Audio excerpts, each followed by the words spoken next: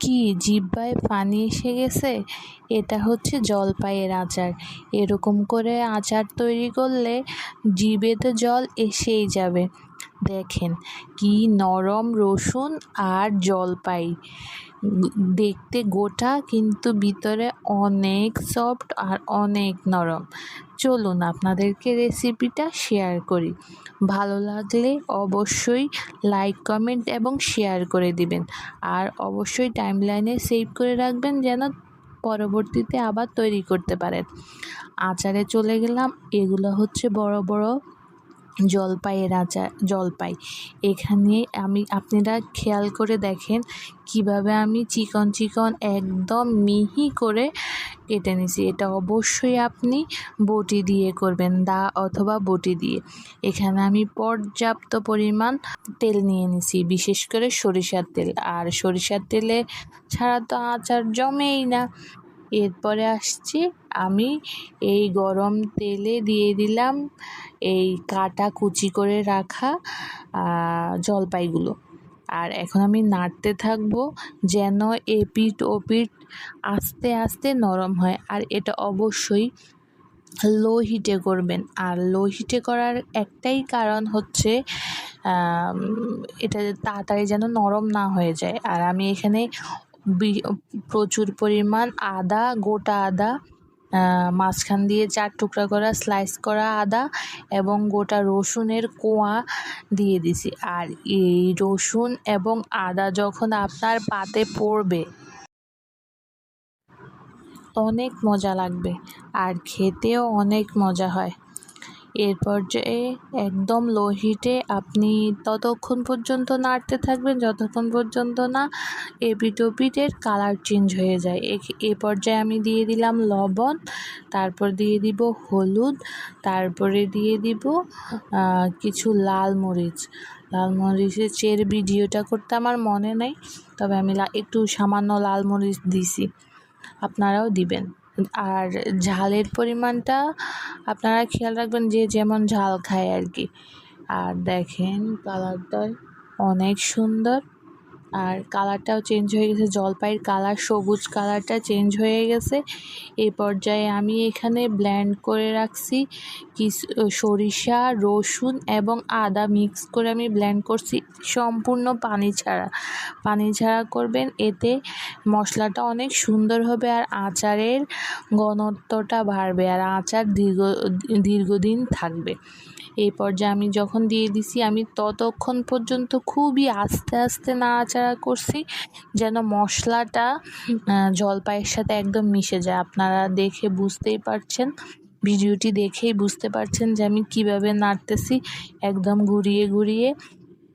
আর খুবই সাবধানতার সাথে যেন একটা জলপাইও ভেঙে না যায়। আর কিন্তু আমার একটা জলপাইও ভাঙে নাই, রসুনও ভাঙে নাই, আদাও ভাঙে নাই, জলপাইও ভাঙে নাই। একদম সুন্দর করে এই যে দেখেন, আপনারা এখন দেখেন একদম মেখে গেছে। আর দেখেন কালারটা, আমার ভিডিও এডিটিং করার সময় আবার জিহ্বায় পানি এসে গেছে। আর এখন হচ্ছে আমি গুড় দিয়ে করব, আপনারা চাইলে চিনি দিয়েও করতে পারেন।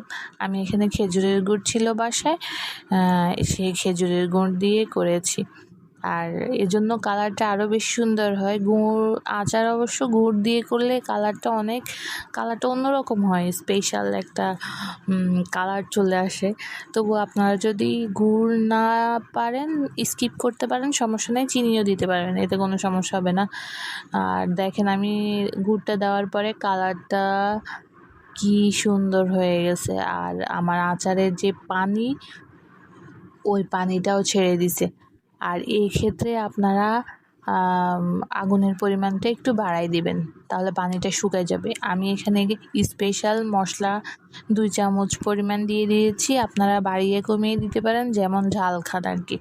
আমি পরে আবার দিব, কারণ এই আচার হচ্ছে টক মিষ্টি ঝাল, টকও হবে, ঝালও হবে, মিষ্টিও হবে। আর আচারটা ঠিক তেমনই হয়েছে। আর আপনারা দেখেই বুঝতে পারছেন আমি কি সুন্দর করে নাড়ছি। আর এক্ষেত্রে আমি আগুনটাও, জালটাও বাড়াই দিছি, পানিটা শুকায় যাবে। আর আচারটাও ভাঙবে না। খুবই আস্তে আস্তে নাড়াচাড়া করবেন যেন না ভাঙে। আমার কিন্তু একটা জলপাইও ভাঙে নাই। খুব সাবধানের সাথে নাড়াচাড়া করবেন আর চেষ্টা করবেন যেন কাঠের খুন্তি হয় আর কালারটা দেখেন জাস্ট ওয়াও। একটা রসুনও ভাঙে নাই, একটা আদাও ভাঙে নাই, আর জলপাই তো নাই। আর কালারটা যে দেখেন, এই আচারটা মিনিমাম 1 বছর থাকবে নর্মাল ফ্রিজে না রেখেও আপনি 1 বছর রাখতে পারবেন এই আচারটা। এত মজা আর এত সুন্দর হয়, খেতেও অনেক মজা। বিশেষ করে খিচুড়ি তারপরে সাদা ভাত সব কিছুর সাথে এই আচারটা অনেক মজা। আর আমার আচার তৈরি শেষ হয়ে গেছে, আর এই দেখেন অনেক সুন্দর আর খেতে তো অনেক মজা হয়েছে। আমার এখনই জিহ্বায় পানি এসে গেছে। আর আমার চ্যানেলে আপনারা নতুন হলে অবশ্যই সাবস্ক্রাইব করে নেবেন, লাইক কমেন্ট শেয়ার করে পাশে থাকবেন। আর কি বলবো, বাসায় অবশ্যই, যেহেতু জলপাইয়ের সময় আসছে, অবশ্যই ট্রাই করবেন। আর বাসায় ট্রাই করার পরে আমাকে কমেন্ট করে জানাবেন যে কেমন হয়েছে। আর আপনাদের এক একটা কমেন্ট আমার জন্য অনেক গুরুত্বপূর্ণ। অবশ্যই পাশে থাকবেন, দোয়া করবেন। আল্লাহ হাফেজ, টাটা। যারা ইউটিউব থেকে দেখতেছেন তারা অবশ্যই আমার চ্যানেলটি সাবস্ক্রাইব করে দিবেন, পাশে থাকবেন, লাইক কমেন্ট শেয়ার করবেন আর ভালো ভালো কমেন্ট করে আমাদেরকে উৎসাহ দিবেন। আল্লাহ হাফেজ।